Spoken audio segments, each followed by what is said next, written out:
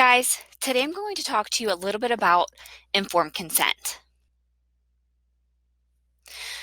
So what exactly is informed consent? So guys, basically, anytime a patient is going to have surgery or procedure, there is information that the provider or surgeon must give to the patient so that the patient can decide whether or not they want to have the surgery or procedure. So in other words, the consent given by the patient has been one that is informed and knowledgeable. It's definitely important to mention that the patient must be able to understand and comprehend any information given and also have decision-making skills, meaning they are competent and that the final decision is one they have made on their own or is voluntary. The surgeon or provider should make sure the patient is in fact competent. If the patient decides to have the surgery, they will then give their written consent.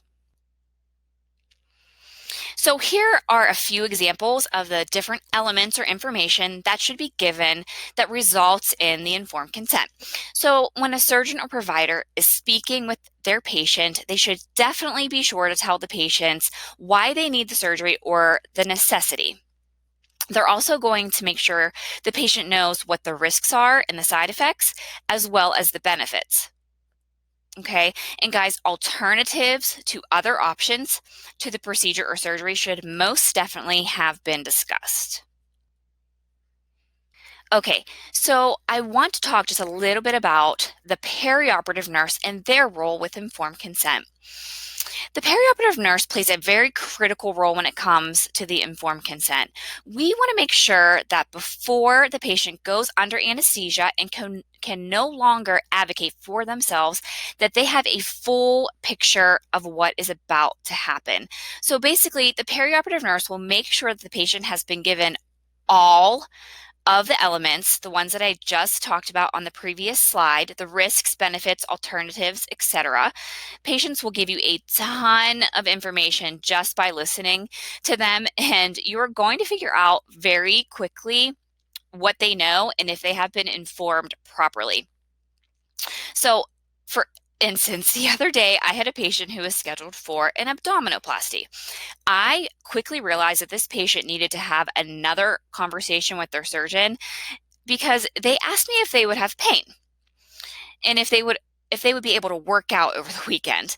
So I'm sure you all know that anytime you are cut into, there is a component of pain, especially with an abdominoplasty, and working out is out of the question for quite some time. So anyway, this to me was a huge red flag, and this patient, in my opinion, could not truly provide informed consent. So guys, listen to your patients and be their advocate if they are lacking important information.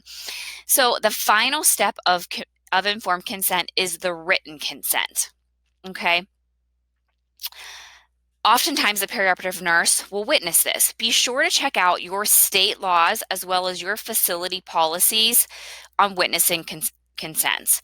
And guys, check out the additional lessons that we have on the different perioperative nursing roles for more info. So here on this slide, we have a few different examples of when informed consent is required. So surgery, obviously, is probably the most common or most thought about.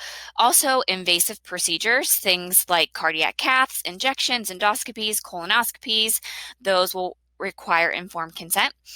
Also, anesthesia, radiation, chemotherapy, and some blood tests also could require informed consent, as there are definitely risks, side effects, benefits, and most definitely alternatives.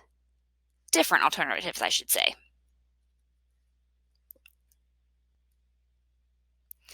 So what happens when your patient isn't able to make a decision, or you know that they don't have proper decision-making capabilities? So in these instances, like a patient who might be in a coma or that needs a procedure, or someone with dementia or Alzheimer's, someone else must be involved with the informed consent process, like a surrogate decision maker, next of kin, or a medical power of attorney. And guys, kids or juveniles are not legally able to make their own medical decisions, so they will also fall into this category. And also, guys, impaired people under the influence of something cannot give informed consent. This is something that I have to always keep in mind as a perioperative nurse, because once a patient receives any type of relaxing medication, something maybe like Versed, before surgery, they can no longer legally give consent. So the signing of the consent form must be completed before the patient is medicated. Super important. Okay. Make sure you check out the additional lessons we have on advanced directives and the medical power of attorney. Okay, so with emergency situations where a patient's life is dependent on a certain surgery or procedure, and also the patient is unable to consent, for instance, they are unconscious, and no other decision maker is around, or maybe you don't even know who this patient is or what their name is, no one is around for them, okay? This is an instance that we would refer to implied consent. Okay, meaning it's assumed that if the patient could consent, they would consent. Okay, so with informed consent, the most important thing to teach your patient is that they can and that they should ask questions. It is their right to know what is about to happen to them, and it is your responsibility and privilege to be their advocate. I see it every day with surgical patients. They are very nervous and they are very anxious.